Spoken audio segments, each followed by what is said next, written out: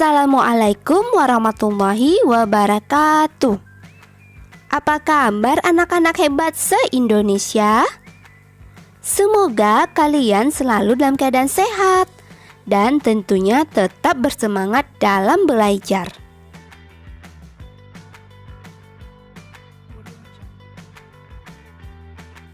Di video ini kita akan melanjutkan pembelajaran kita kelas 4, tema 4, berbagai pekerjaan.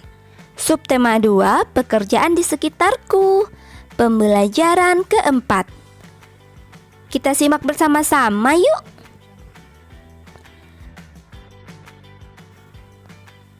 Siapakah yang bercita-cita menjadi dokter? Ayo angkat tangannya. Bagus sekali.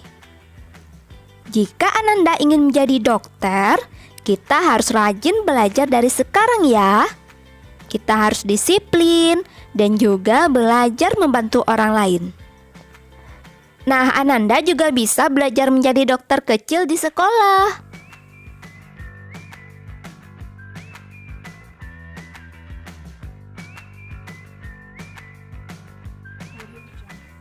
Sikap apa lagi ya yang harus dimiliki oleh seorang dokter?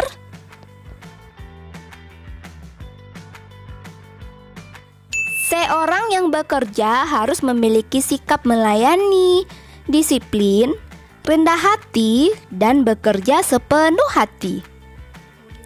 Kita juga bisa belajar nilai-nilai tersebut dari seorang dokter yang bekerja untuk masyarakat. Anak-anak, kalian mau dengar cerita tentang seorang dokter yang hebat nggak? Ayo kita dengar bersama-sama.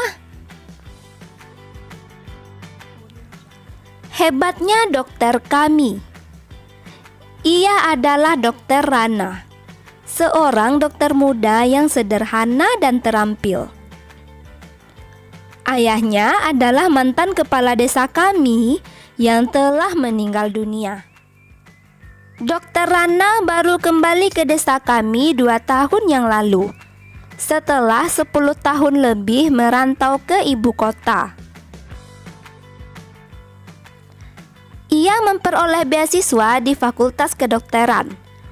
Dan setelah lulus, ia praktik di Rumah Sakit Umum Kabupaten.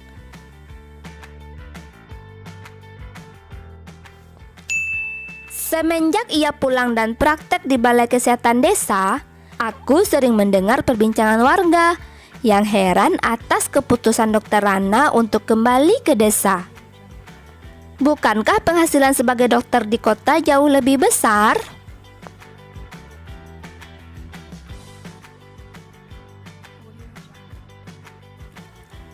Pada ayahku, Dokter Rana bercerita bahwa cita-citanya menjadi dokter dulu muncul karena melihat kesadaran hidup sehat masyarakat desa yang sangat rendah. Sungai dipakai untuk mandi, cuci, kakus, lalu airnya dikonsumsi.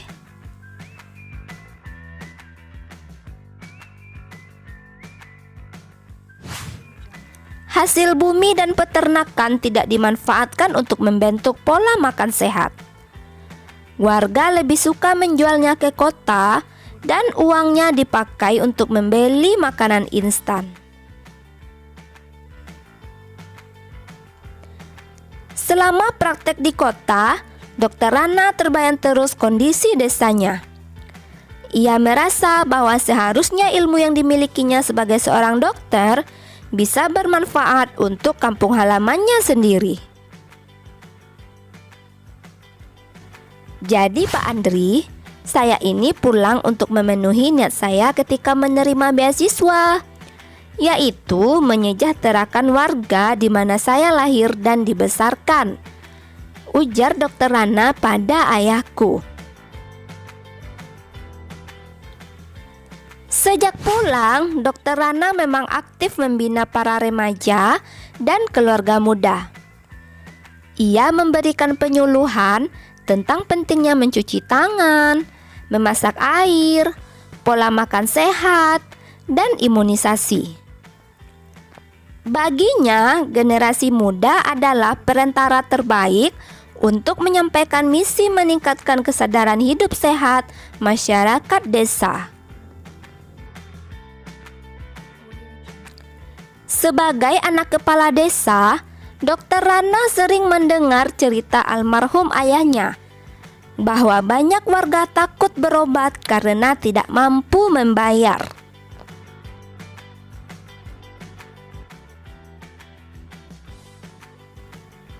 Tak ingin hal ini terjadi, maka diumumkannya bahwa warga dapat membayar jasanya dengan sampah.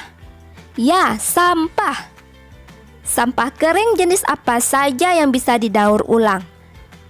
Botol plastik, botol kaca, koran bekas, bahkan kemasan bekas diterima oleh Dr. Rana. Cara ini membuat warga aktif dan bijak mengelola sampah. Sungguh kreatif dan cerdas cara Pak Dokter mendidik warga. Seperti mendiang ayahnya, Dr. Rana menjadi sosok yang dicintai warga desa. Ia menjadi teladan melalui dedikasi, tanggung jawab, dan kerendah hatiannya dalam menolong warga. Apabila aku besar nanti, aku ingin seperti Dr. Rana. Akan ku kejar cita-citaku menjadi guru, dan aku akan kembali untuk membangun kampung halamanku. Nah anak-anak, demikianlah cerita tentang Dr. Rana. Sekarang ayo kita jawab pertanyaan berikut. 1. Apa yang dilakukan Dr. Rana untuk warga desa? Dr. Rana praktek di Balai Kesehatan Desa. Selain itu, ia juga memberi penyuluhan kepada warga desa. Dan warga yang berobat dapat membayar jasanya dengan sampah. Pertanyaan kedua, mengapa sih Dr. Rana melakukan itu? Dr. Rana melakukan penyuluhan tersebut untuk meningkatkan kesadaran masyarakat agar hidup sehat. Dr. Rana bersedia dibayar jasanya dengan sampah agar warga yang tidak mampu membayar tidak takut lagi untuk berobat.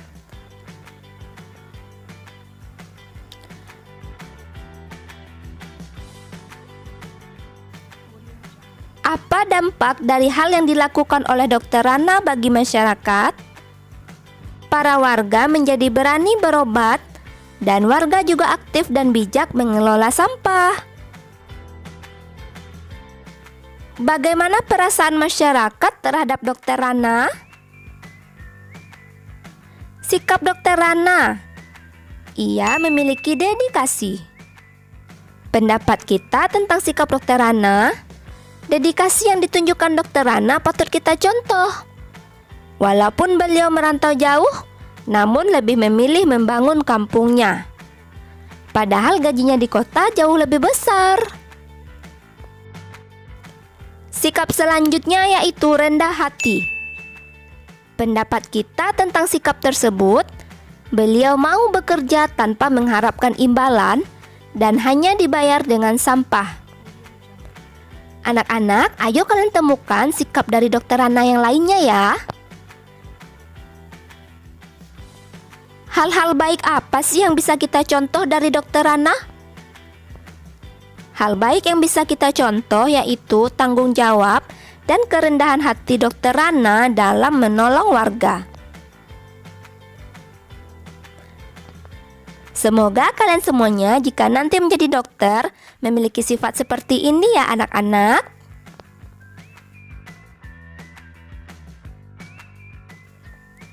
Membuat kesepakatan kelas. Kesepakatan kelas adalah hal-hal yang disepakati oleh satu kelas. Kesepakatan ini dibuat atas dasar diskusi bersama.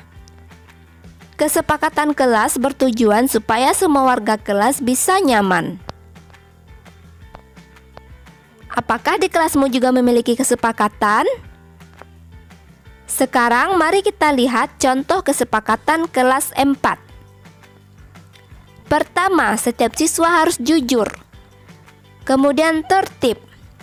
berbagi, menghargai, percaya diri, tepat waktu, bekerja sama, bertanggung jawab, saling menghormati, menjaga kebersihan, peduli, dan berusaha menjadi yang terbaik.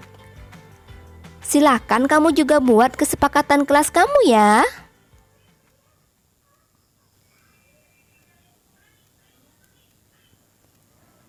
Oke anak-anak, demikianlah pembelajaran kita hari ini. Sampai bertemu di video selanjutnya. Assalamualaikum warahmatullahi wabarakatuh.